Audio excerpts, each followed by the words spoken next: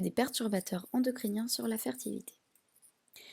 L'infertilité et les perturbateurs endocriniens sont de nos jours très liés. En effet, lorsque quelqu'un est atteint d'infertilité, les perturbants endocriniens en sont souvent la cause, car on y est confronté tous les jours et il devient de plus en plus fréquent que l'infertilité soit due aux perturbateurs endocriniens. Ces molécules, elles agissent directement sur le système hormonal et elles vont créer un dysfonctionnement qui va créer une insuffisance ovarienne, une mauvaise spermatogenèse, ou alors, ça peut être encore pire, un cancer ou d'autres maladies. Les perturbateurs endocriniens, ce sont des substances chimiques qui vont perturber le système hormonal d'un organisme. Il va se mettre sur un récepteur hormonal et va modifier le comportement ou la fonction de l'organe et du récepteur touché. Encore pire, il peut bloquer totalement l'action de l'organe et bloquer totalement cela. Ça va affecter la reproduction, la croissance, le développement, le comportement, etc. Les perturbateurs endocriniens, on en trouve partout. C'est très difficile de ne pas y être touché. On en trouve dans les médicaments, dans les pesticides, dans des moyens de contraception, comme la pilule, des matières imperméables, du plastique, plein de choses. C'est pour ça que c'est très difficile de ne pas y être confronté. Et il y a beaucoup de conséquences graves ou peu graves sur notre santé. Et ouais. La fertilité, c'est la possibilité pour un couple d'avoir un enfant, de procréer, d'avoir un enfant. Ces deux vidéos concernent la première sur les perturbateurs endocriniens. Elle définit amplement ce qu'est les perturbateurs endocriniens.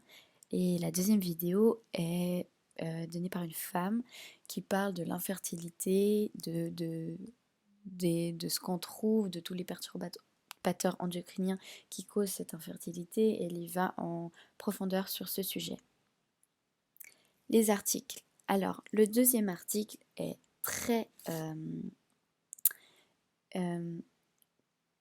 complet.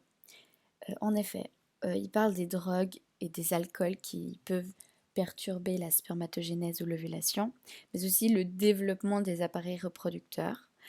Il y a aussi la chaleur qui peut impacter fortement sur la production de spermatozoïdes, donc des métiers à risque comme les boulangers qui sont beaucoup confrontés à la chaleur. Et il a été constaté qu'en hiver, le taux de spermatozoïdes était plus élevé qu'en été. Il y a aussi, notamment dans les médicaments prescrits pour éviter les fausses couches, le distilbène, qui est un bisphénol. Il peut avoir des effets dramatiques sur le développement des bébés. Ensuite, il y a aussi les pesticides, on le sait bien, mais en Amérique centrale, il y a eu des dizaines de milliers de travailleurs qui ont été touchés au niveau de la stérilisation, enfin qui sont devenus stériles en manipulant du drimochloroprane qui lutte contre des vers qui attaquent les bananiers. Ensuite, il y a aussi les médicaments, l'aspirine, le paracétamol, qui altèrent la production de la testostérone et qui mènent à l'infertilité. Bien sûr, il y a quelques solutions, évidemment. Il y a l'insémination artificielle, qui est de recueillir du sperme et le préparer avant qu'il soit injecté dans la cavité intra-utérine. Il y a aussi la fécondation in vitro, qui est de nos jours de plus en plus utilisée. Donc il y a des solutions, mais c'est très compliqué, ça coûte cher et on y sera de toute façon toujours confronté. Donc même s'il y a des solutions durant la grossesse, après la grossesse, l'enfant sera confronté aux perturbateurs endocriniens. Donc il est très difficile maintenant de ne pas en rencontrer le jour. Donc nous avons choisi cette image car elle met en évidence les problèmes des perturbateurs endocriniens sur la fertilité. Ici on parle notamment de la fertilité de l'homme, mais il en est de même pour la femme sauf qu'on n'a pas trouvé d'image ou de graphique qui parlait de la fertilité de la femme. Donc on peut voir ici qu'ils mettent plusieurs exemples de perturbateurs endocriniens. Il y a les pesticides, le bisphénol A dans les boîtes de conserve, les phtalates dans le plastique, le parabène dans les shampoings, le triclosan dans le dentifrice. Il y en a beaucoup, vous pouvez voir vraiment beaucoup.